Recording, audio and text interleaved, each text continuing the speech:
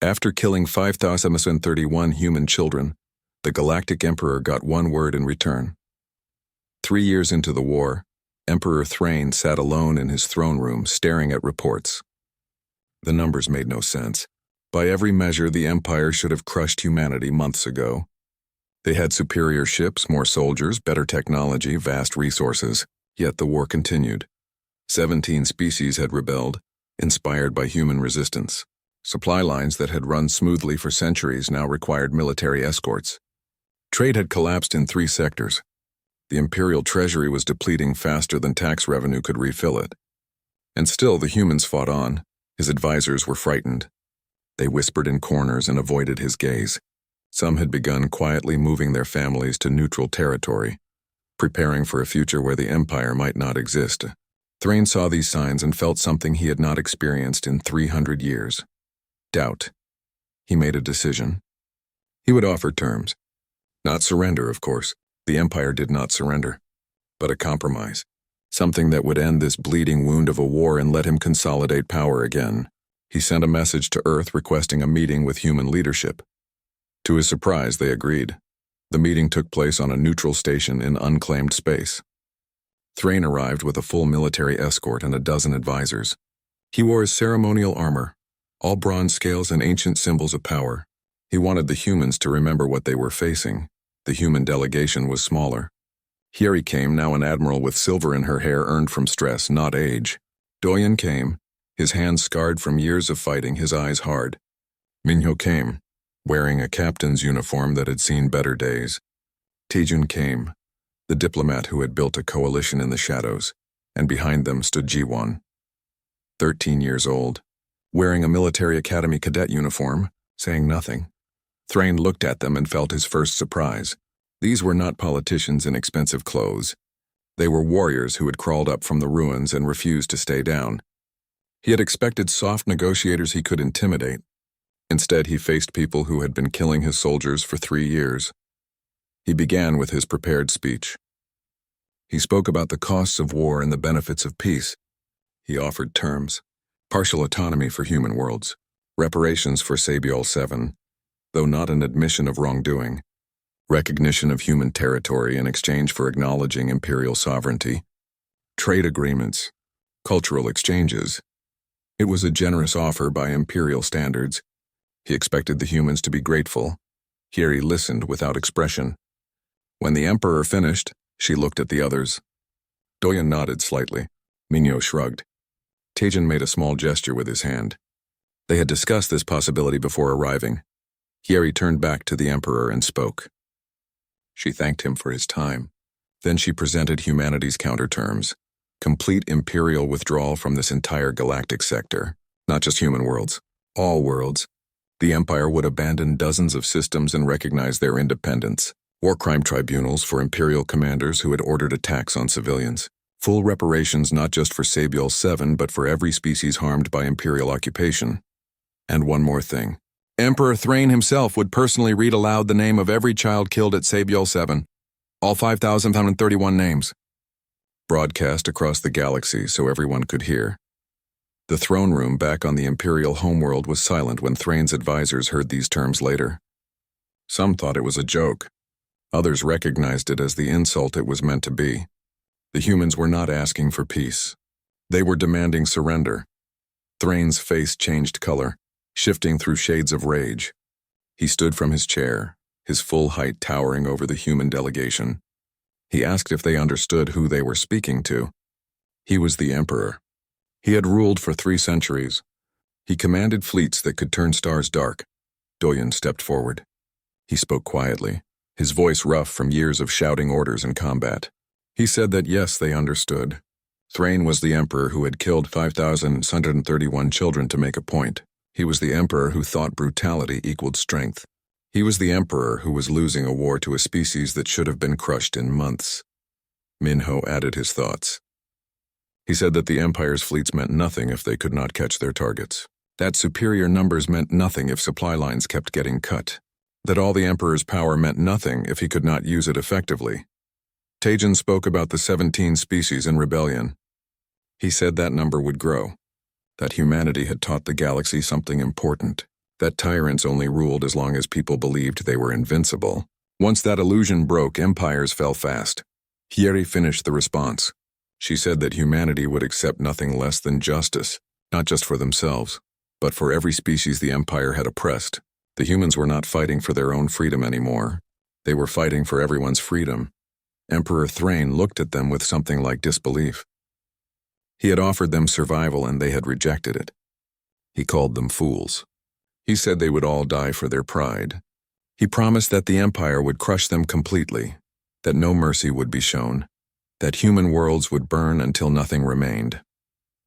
Jiwan stepped forward then. She had been silent throughout the meeting, just watching.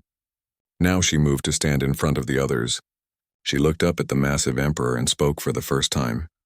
She said 3 words, "You already tried." The emperor stared down at this small human child who looked at him without fear. She continued speaking. She said that he had killed her family, killed her friends, destroyed her home, done his worst, and she was still here. Humanity was still here, still fighting, still refusing to break. She asked what worse thing he could do than what he had already done. Thrain had no answer. He turned and left the meeting with his advisors scrambling to follow. The human delegation watched him go. They had not expected him to accept their terms. This was theater, a message to the galaxy that humanity's position had not changed and would not change, but something had shifted. The Emperor's rage had looked like fear underneath. The great and terrible Thrain was starting to realize that he might actually lose this war, not in a single battle, not in a grand defeat, but in slow economic collapse and gradual loss of authority. On the journey back to Earth, the human delegation was quiet. They had just rejected peace terms and committed themselves to years more of war. People would die, worlds would burn, but they had all agreed that submission was worse than death. Hieri sat next to Jiwan and asked if she was okay. The girl nodded. She was fine. She had looked into the eyes of the being who had killed her family and felt no fear, only certainty that he would eventually pay for what he had done. Minho reviewed tactical reports, already planning the next series of raids. The Empire would be angry after this humiliation. They would lash out. His fleet needed to be ready. Doyon contacted his resistance network, warning them to prepare for increased imperial aggression. But he also sent another message, one of hope. The Emperor had blinked. He had offered terms. That meant he was weakening. Tajin began composing messages to his coalition of rebel species. He told them what had happened at the meeting, how humanity had rejected partial freedom and demanded complete liberation. It was a risky story to tell. Some might think humans were being foolishly stubborn, but Tajin knew better. He knew that compromise with tyrants never worked. You could not negotiate with someone who thought they owned you. You could only fight until they learned otherwise or died trying to prove they were right. The Emperor returned to his throne world wondering what had gone wrong. He had offered generous terms. He had been willing to forgive human defiance, and they had thrown it back in his face with impossible demands. His advisors suggested harsher measures. Total warfare, scorched earth, make the humans regret their choice. But Thrain remembered the look in that child's eyes. She had not blinked, had not wavered, had looked at the being who had murdered her family and felt no fear at all. For the first time, the Emperor wondered if he had made a terrible mistake 3 years ago. If killing those children had not crushed humanity's will, but forged it into something unbreakable. He dismissed his advisors and sat alone on his throne, staring at reports he no longer trusted. After killing 5,031 human children, the Galactic Emperor got one word in return. The sky above Sabiel 7 turned red before anyone understood what was happening. Doyon was in his office reviewing supply reports when the first explosion shook the ground. He ran to the window and saw fire falling from the clouds. Not rain, not meteors. Something worse. The Imperial fleet hung in orbit like dark mountains against the stars. Their weapons had already spoken. The colony's shields, built to protect against storms and radiation, meant nothing against military-grade plasma cannons. Buildings that had stood for 20 years vanished in seconds. The school where his daughter attended classes became dust and smoke. Doyon ran outside. The air tasted like burning metal. People screamed and scattered in every direction, but there was nowhere safe to go. The bombardment was precise and thorough. They were targeting the residential sectors, the places where families lived, where children played. He ran toward the school anyway. His legs carried him through streets he no longer recognized. Everything looked wrong. Buildings were missing. The park where his daughter fed birds every morning was now a crater. His ears rang from the explosions, but he kept moving. When he reached what remained of the school, the bombardment had stopped. The silence felt worse than the noise. Doyen climbed over broken walls and twisted metal. He called his daughter's name again and again. Other parents were doing the same. Their voices mixed together into something that did not sound human anymore. He found her under a collapsed ceiling beam. She looked asleep except for the dust covering her face. Doyen knelt beside her and brushed the dust away with shaking hands. She was still warm. He held her and made sounds that might have been words but probably were not. Above the planet, the Imperial ships began to leave. Their work was finished.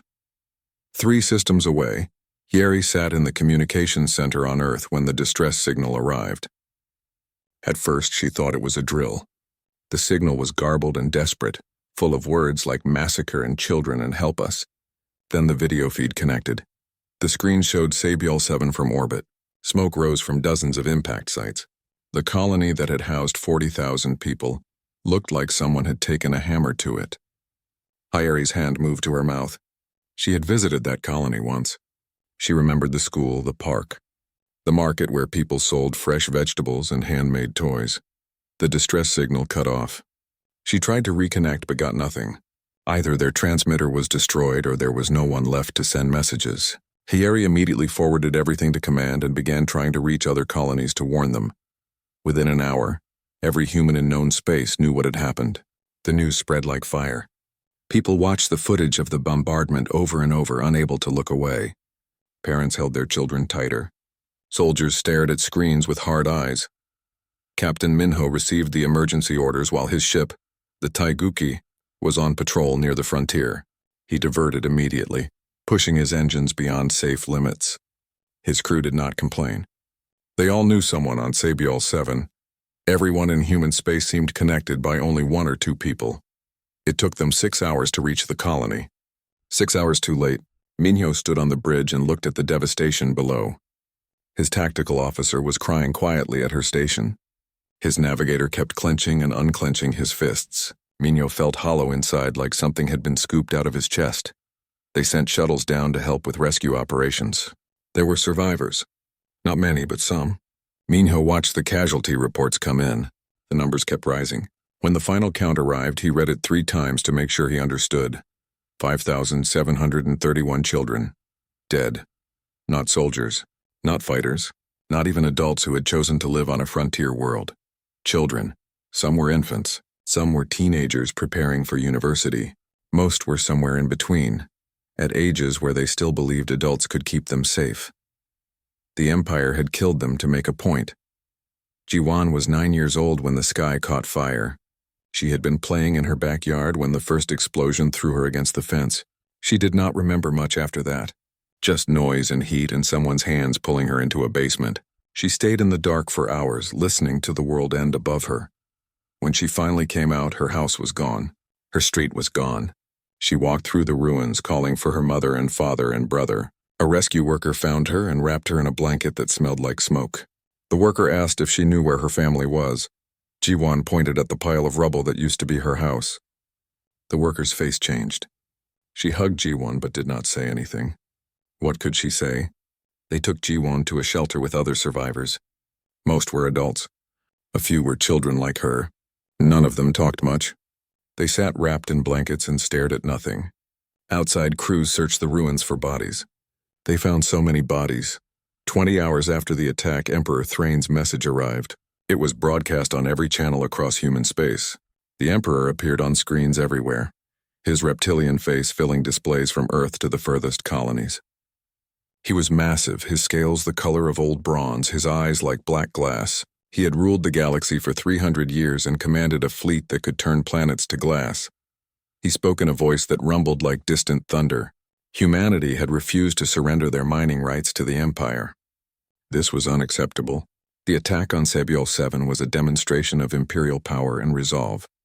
Humanity now had 48 hours to surrender all colonial holdings and submit to imperial rule. Failure to comply would result in the complete extermination of the human species. The Emperor showed no remorse. He spoke about the dead children the way someone might discuss broken equipment. A necessary cost, a reasonable response to defiance. He seemed to expect gratitude that he was offering terms at all. When the message ended, Doyen was still holding his daughter's body. Hieri was still at her communications station. Minho was still in orbit above the ruins. Jiwan was still wrapped in her smoke-scented blanket. They all heard the same words. The same threat. The same expectation of surrender. Something changed in that moment. Something that the Emperor, with all his power and experience, did not understand about humans. They were not like other species. They did not calculate odds and surrender when outmatched. They did not accept that might made right. The 48 hours began counting down. The galaxy watched and waited for humanity's response. Everyone expected them to bend their knees, to beg for mercy, to accept whatever terms the Empire offered. They were all wrong. After killing 5,031 human children, the Galactic Emperor got one word in return. 2 more years passed. The Empire did not collapse in fire and drama. It collapsed in numbers that stopped making sense. Trade routes that no longer ran. Tax revenue that dried up, soldiers who deserted, allies who quietly stopped answering messages. 29 species were in open rebellion now. Others practiced quiet resistance following the lessons Doyen had spread across the galaxy. The Empire still had the largest fleet, still had advanced technology, still had the throne world and all its ancient power, but none of it mattered anymore. You cannot rule a galaxy that refuses to be ruled. Emperor Thrain had aged in those 5 years. Not physically. His species lived for centuries and showed little sign of time's passage. But something in him had withered. He no longer gave speeches about imperial glory. He no longer promised swift victory. He sat in his throne room surrounded by advisors who looked at him with barely concealed contempt. His own people had turned against him. Not the subject species. His own kind. The aristocracy who had supported his rule for 3 centuries now whispered that he had broken the empire over his pride, that he had turned a minor colonial dispute into a galactic catastrophe, that he had to go. The fleet Thrain had sent to crush humanity had scattered. Some ships had been destroyed in ambushes. Others had simply left, their crews tired of dying for a war that made no sense. The remainder had retreated to Imperial core worlds and refused to move. Their commanders said they were protecting the homeworld. Really, they were preparing for whatever came next. What came next was a coalition fleet, ships from 36 species coordinated by human tacticians, armed with weapons built using human designs. It was not the largest fleet ever assembled, but it did not need to be. The Empire had hollowed itself out from the inside. There was nothing left but pride and old symbols.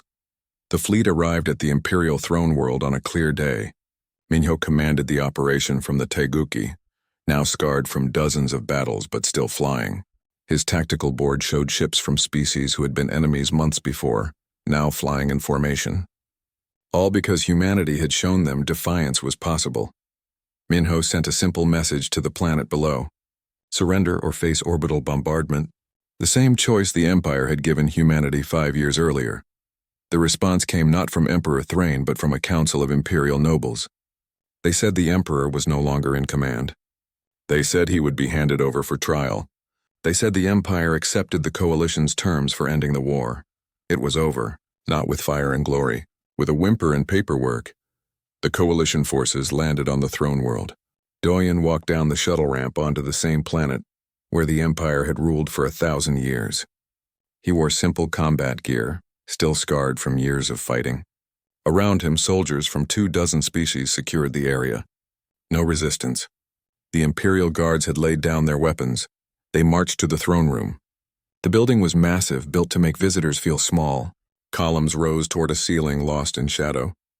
The throne itself was carved from a single piece of black stone, sitting atop a pyramid of steps.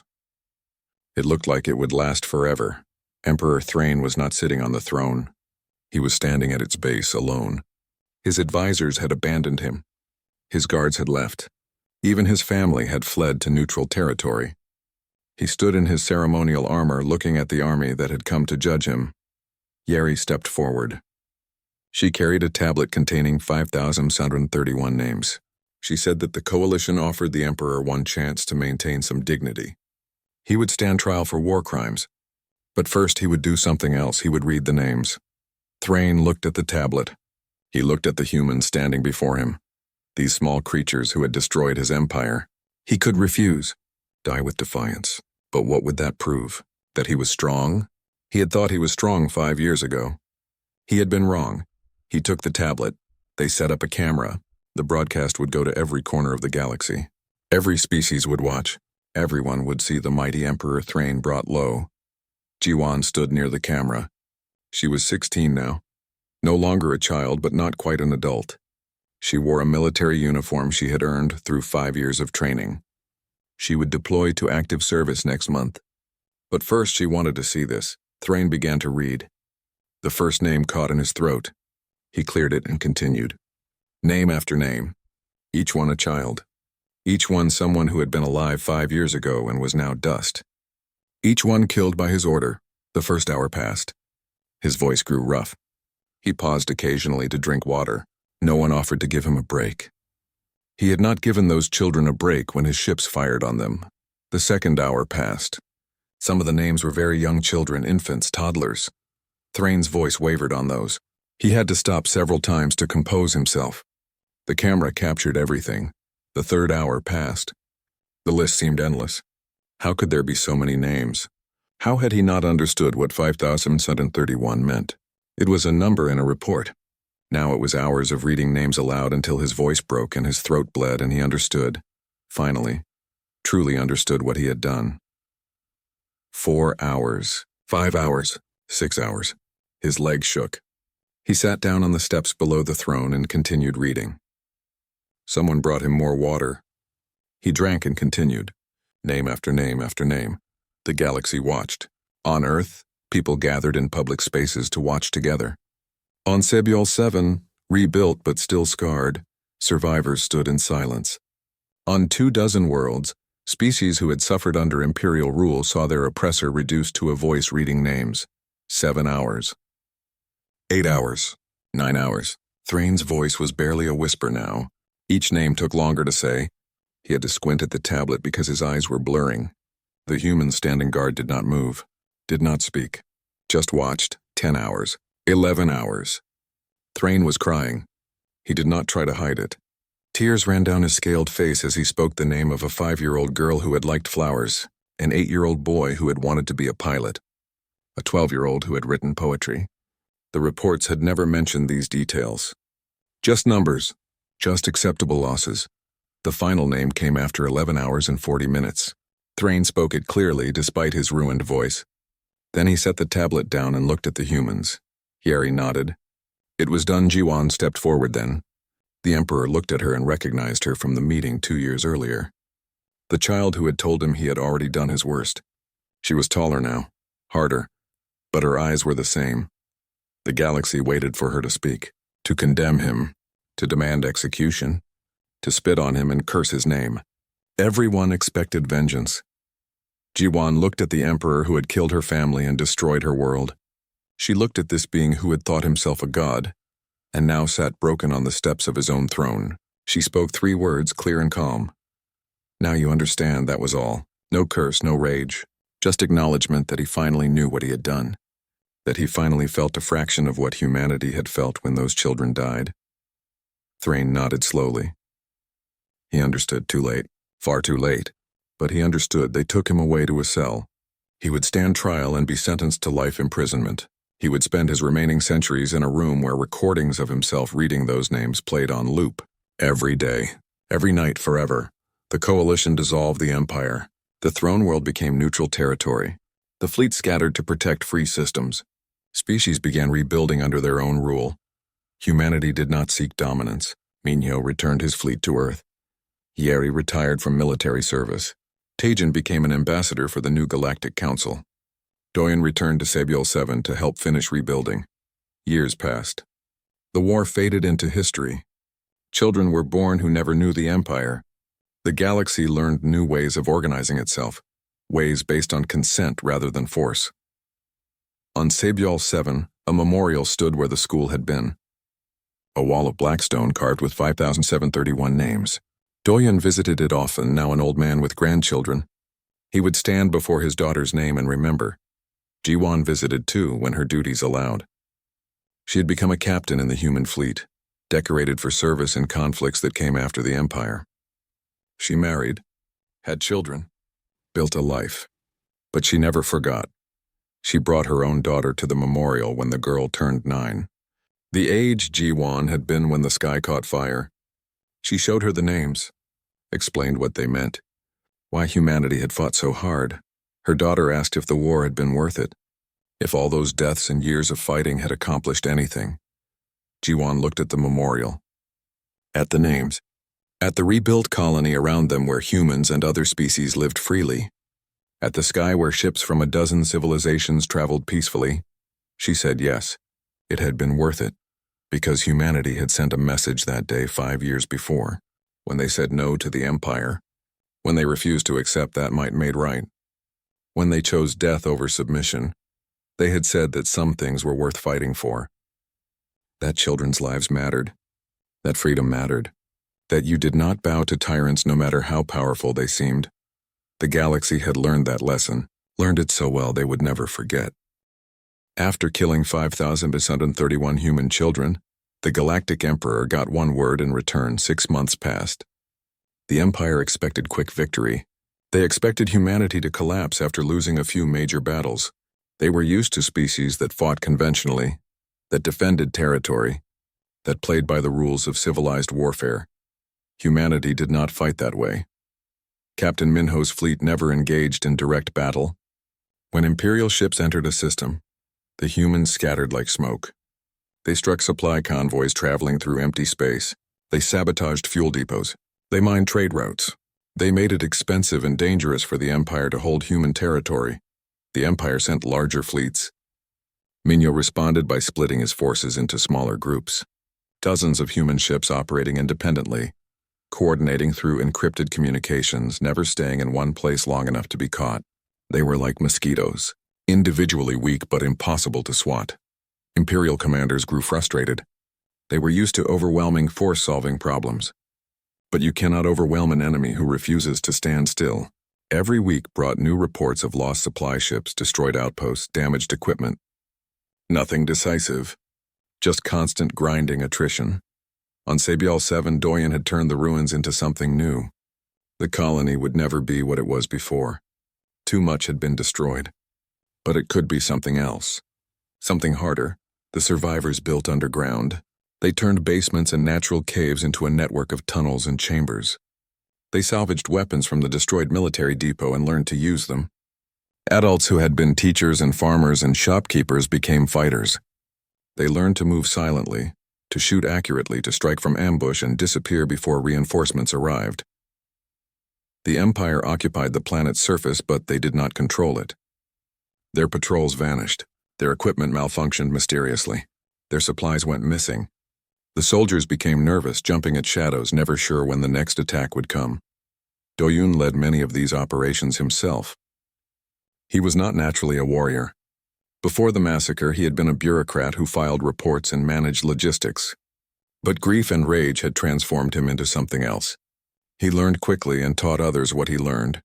More importantly, he began reaching out to other occupied worlds. Using hidden transmitters and smuggled messages, he connected with resistance movements on a dozen planets. Not all were human. Some were other species who had lived under imperial rule for generations and saw in humanity's defiance a chance for their own freedom. Doyen shared tactics and strategies. He taught them about guerrilla warfare, about making occupation too expensive to maintain, about turning every captured world into a bleeding wound for the Empire. His lessons spread across the galaxy like seeds finding fertile ground. On Earth, Hiyeri had been promoted. She was no longer just a communications officer. Now she coordinated information warfare across all human space. She made sure everyone knew the number. 5731, it appeared everywhere. On propaganda broadcasts, in encrypted messages to other species, spray-painted on the hulls of destroyed Imperial ships. The number became a symbol, a reminder of what the Empire had done and why humanity would never surrender. But it was also a message to other species. If the Empire could kill 5,731 human children without remorse, what would they do to you? Hier's team intercepted Imperial communications and leaked embarrassing information. They exposed corruption among Imperial officials. They revealed how the Empire exploited and abused subject species. They turned the Emperor's own brutality into a weapon against him. Slowly, carefully, public opinion across the galaxy began to shift. The Empire was no longer seen as strong and legitimate. They were seen as tyrants who killed children and expected obedience in return. A new figure emerged during this time. Tajan had been a diplomat before the war, someone who negotiated trade agreements and cultural exchanges. Now he put those skills to darker purposes. He traveled in secret to meet with leaders of other species, the ones who were tired of Imperial rule but too afraid to act alone. Tajan made them an offer. If they rebelled against the Empire, humanity would send military advisors to help them. Human tacticians who understood how to fight against superior numbers. Human engineers who could teach them to build weapons from salvaged materials. Human fighters who would stand beside them in battle. It was a dangerous proposal. If discovered, these species would face the same fate as humanity. But Tajan was persuasive. He showed them footage of Sabiel 7. He told them about Doyen's resistance network. He proved that the Empire could bleed. One by one, species began to accept the offer. Quietly at first, secret meetings in abandoned stations, coded messages passed through smugglers. But the network grew, 17 different species, all learning from humanity how to fight back. Emperor Thrain watched these developments with growing anger. His advisors brought him reports of increasing resistance, of lost territory, of subject species becoming bold. He did not understand what had changed. The humans had no major victories. They controlled no significant territory. By every conventional measure, they were losing. Yet somehow the galaxy was slipping from his grasp. He ordered harsher punishments. He made examples of captured human fighters, executing them publicly. He bombed civilian targets to terrorize the population into submission. Everything that had worked for 3 centuries, none of it worked now. Every atrocity just made humanity fight harder. Every execution became a recruitment tool. The Emperor was trying to fight a war the old way, and humanity had invented new rules. Jiwan turned 13 during the 3rd year of the war. She was on Earth now, in a military academy for children who had lost families in the conflict. There were hundreds like her, orphans who had survived when so many others died. The academy was supposed to provide safety and education. It did those things, but it also provided something else: purpose. The children trained in combat tactics, strategy, communications, engineering. They were too young to fight now, but they would not always be young. Jiwan excelled at her studies. She was quiet and focused, never causing trouble, never complaining. Her instructors wrote notes about her discipline and dedication. They did not write about the look in her eyes, the one that said she was counting down days until she was old enough to fight. She kept a small notebook where she had written 5,631 names. Every child who had died at Sabiel 7. She had memorized them all. Sometimes at night she would recite them quietly to herself, a ritual, a prayer, a promise. The other students knew not to interrupt her during these moments. Back in space, Minho's fleet had grown. Not in size, but in capability. They had learned from every engagement, adapted to every Imperial tactic, improved their techniques constantly. His crew were veterans now, hardened by years of running and fighting and surviving. They had a saying on the Taiguchi: make them pay, not win, not defeat them. Just make them pay, every day, every hour, every minute. Make holding human space so expensive that eventually the Empire would decide the cost was too high. It was working. Slowly, painfully, but working. The galaxy watched and wondered.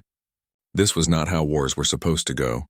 There were no decisive battles, no territory changing hands, no clear victories or defeats, just grinding, persistent resistance that never stopped and never gave up. Some species began to whisper that maybe the humans understood something that everyone else had forgotten. That power was not just about who had the biggest fleet. It was about who was willing to endure the longest. The Empire had bigger ships and more soldiers, but humanity had something else. They had 5,931 reasons to never quit. After killing 5,731 human children, The Galactic Emperor got one word in return.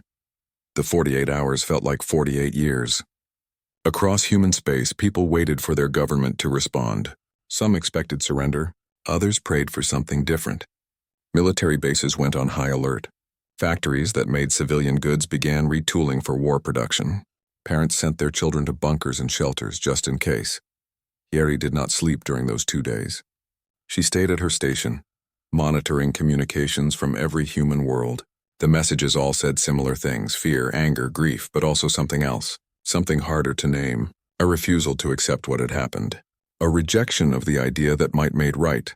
The government called an emergency session.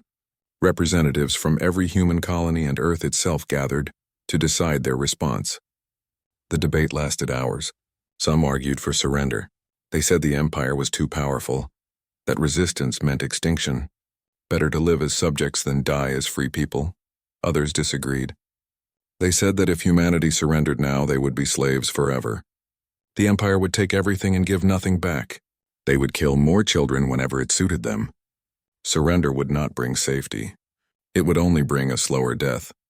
The debate grew heated. Voices rose. Some people walked out. But slowly, gradually, a consensus formed. It was not about military calculations or strategic advantages. It was simpler than that. The Empire had killed 5,131 children and then demanded submission. That was not something humanity could accept. They took a vote. The result was not unanimous, but it was clear. Humanity would not surrender. Now they needed to send a message. Diplomats drafted long statements explaining humanity's position. Military advisors suggested shows of force. Politicians wanted to buy time with negotiations. All of these responses were considered and rejected. Finally, someone suggested something different. Something simple. One word that would say everything that needed saying. Yeri was chosen to deliver it. She was not a politician or a general. She was a communications officer who had received the first distress call from Sabiol 7. She had heard the screams and watched the footage. She represented the people who had witnessed the massacre and refused to forget it. She stood in front of the camera wearing her uniform. Behind her was a wall displaying 5,131 names, every child who had died, their names in alphabetical order, each one carefully printed. It had taken teams of people working non-stop to compile the list and verify every single name. The broadcast went out on every channel, not just to the Empire, but to every species in the galaxy. Yeri looked directly into the camera. Her face was tired, but her eyes were clear. She said one word. No, that was all. No explanation, no threats, no pleading. Just refusal. Simple and absolute. The message reached Emperor Thrain in his throne room. He was surrounded by advisors and military commanders, all waiting for humanity's surrender. When the message played, the room went silent. The Emperor stared at the screen, at this small human female who dared to defy him with a single word. Then he began to laugh. It was a deep, rumbling sound that made his advisors nervous. The Emperor found it amusing that humans thought one word could stop the Empire. That they believed defiance was the same as strength.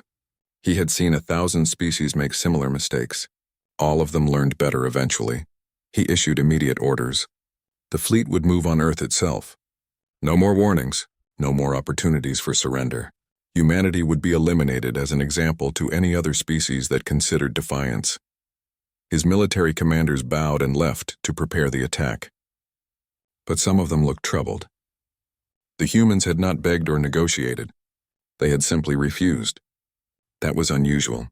Most species tried to bargain when facing extinction.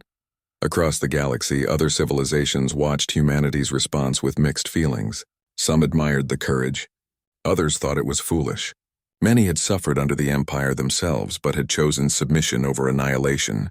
They wondered what made humans think they could succeed where everyone else had failed.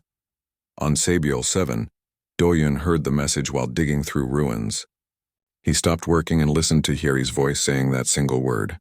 Something in his chest unclenched slightly. His daughter was still dead. The colony was still destroyed. But humanity had not bent its knee. He looked at the other survivors working nearby. They had all stopped to listen. When the message ended, they looked at each other and nodded. Then they went back to work. But now they were not just looking for bodies and salvaging supplies. They were preparing for war. Doyen organized the survivors into groups. Some would rebuild basic infrastructure. Others would gather weapons and equipment from the destroyed military depot. Still others would learn to fight. The Empire thought they had crushed this colony. They were wrong. Sebiol 7 would rise again, and it would remember. In orbit, Captain Minho gathered his crew. They had been waiting for orders, expecting to escort civilian ships fleeing the system.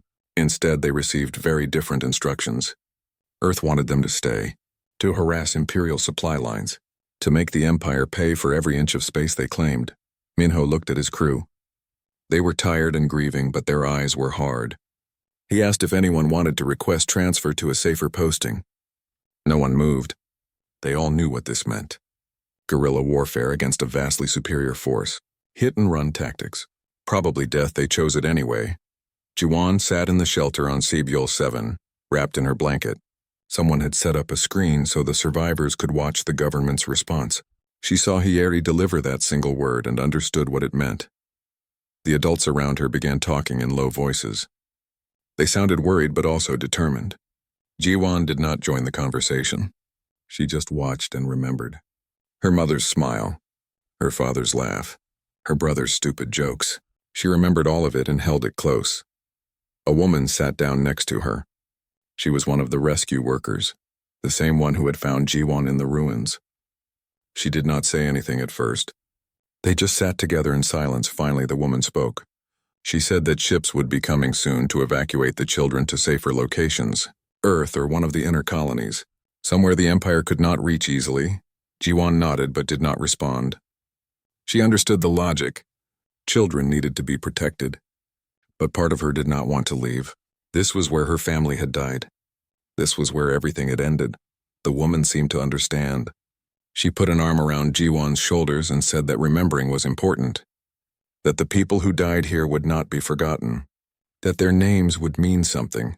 Jiwan looked at the woman and asked a question. She asked if the war would be long. The woman hesitated, then nodded. Yes, it would probably be very long.